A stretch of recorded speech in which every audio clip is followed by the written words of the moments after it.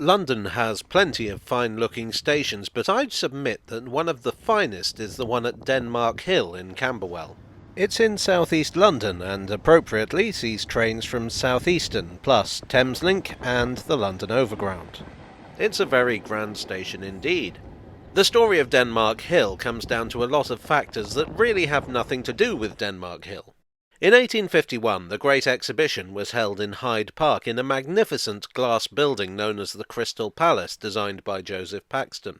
It would surely be doing such a magnificent building a disservice to scrap it after a mere 6 months. Certainly enough wealthy businessmen thought so to form a consortium who bought the palace and relocated it to Sydenham Hill.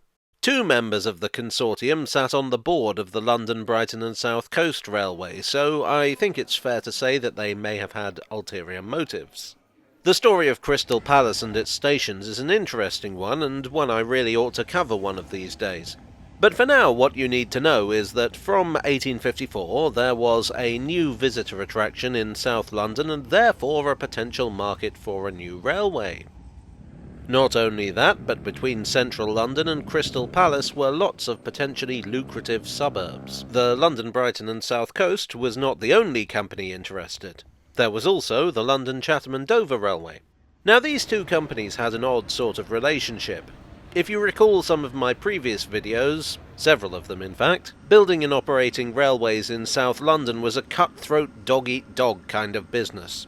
Both companies were planning to build lines from Battersea to Peckham. Now they could have fought over the turf, either by trying to block their rival, or by allowing both lines to be built and hoping that competition would take one of them out. But instead they decided to form an alliance. An uneasy alliance, but an alliance nonetheless. So the deal they struck was this. From Battersea to just east of Brixton, the line would be built by the London, Brighton and South Coast Railway. From Brixton to Peckham it would be the London, Chatham and Dover's build. Each company would provide 2 tracks for the other to use, and the stations would be shared. Denmark Hill was firmly within London, Chatham and Dover territory. Well, actually it's even more complicated than that. There was a 3rd company involved, the Crystal Palace and South London Junction Railway. They had an alliance with the London, Chatham and Dover, and a rather stormy relationship with them.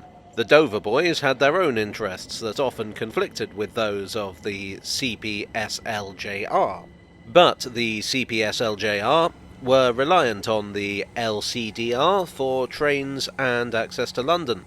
In theory, the line through Denmark Hill was part of the CPSLJR, but to all intents and purposes it was London, Chatham and Dover. This is a gross oversimplification of the situation, of the complication of the station. Don't use it in a dissertation. Actually, don't do that with any of my videos. The line opened in 1865, although Denmark Hill wouldn't open until later that year, and even then it was only half a station. The London, Brighton and South Coast half wouldn't open until August 1866. The station was designed by Charles Henry Driver in the Italianate style. The architectural style is very reminiscent of other stations on the London, Brighton and South Coast, and perhaps that's because the Brighton lads had a lot of say in the construction of the station. It was their decision to put the station building on a bridge over the line, which meant that less land would have to be bought. The station had separate facilities for the different companies. In 1909, the first electric trains ran through Denmark Hill, part of a scheme by the London, Brighton and South Coast to strike back against the popular electric trams that were swiping passengers from suburban railways. The lines were operated using overhead electrification.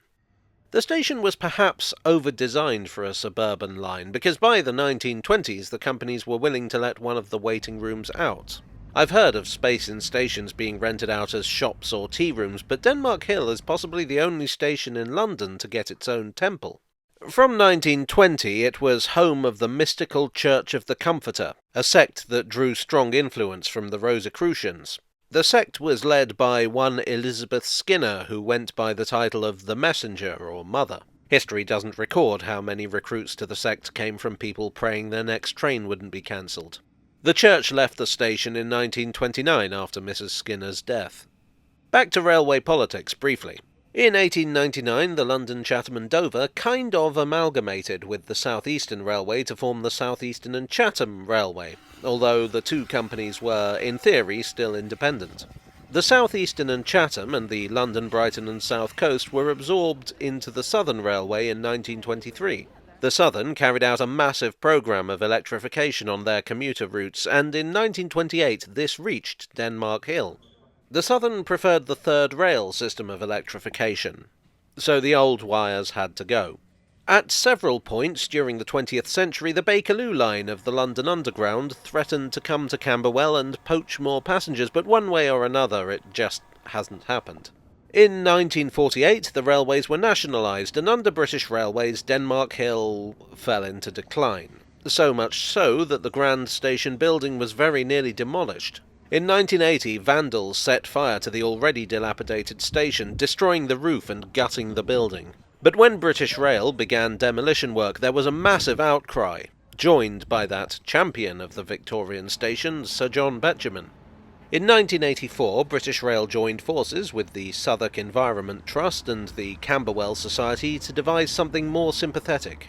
The old booking hall became a pub, now, appropriately, called the Phoenix. In more recent years, the services through the station have undergone a similar resurrection. Both the Thameslink and Overground services have encouraged passengers onto the railways of South London, and by the 2010s the facilities needed upgrading. In 2013 a new south entrance opened, and this was followed in 2021 by a north entrance. The station now incorporates longer canopies and solar panels that make the station carbon positive. In other words, it generates more power than it uses. Shouldn't that make it carbon negative? I don't know. I don't come up with these things. Anyway, the hope is that the station will not need any further upgrades until the 2040s at least. So this is a station that looks to the past, but also the future. Well, I hope you enjoyed today's video. If so, it would be very kind of you to leave a like and consider subscribing for more. I would like to thank my donors on Ko-fi and Patreon for your always generous support. You are the John Betjeman to my threatened building. And I'll see you all again very soon. Cheerio.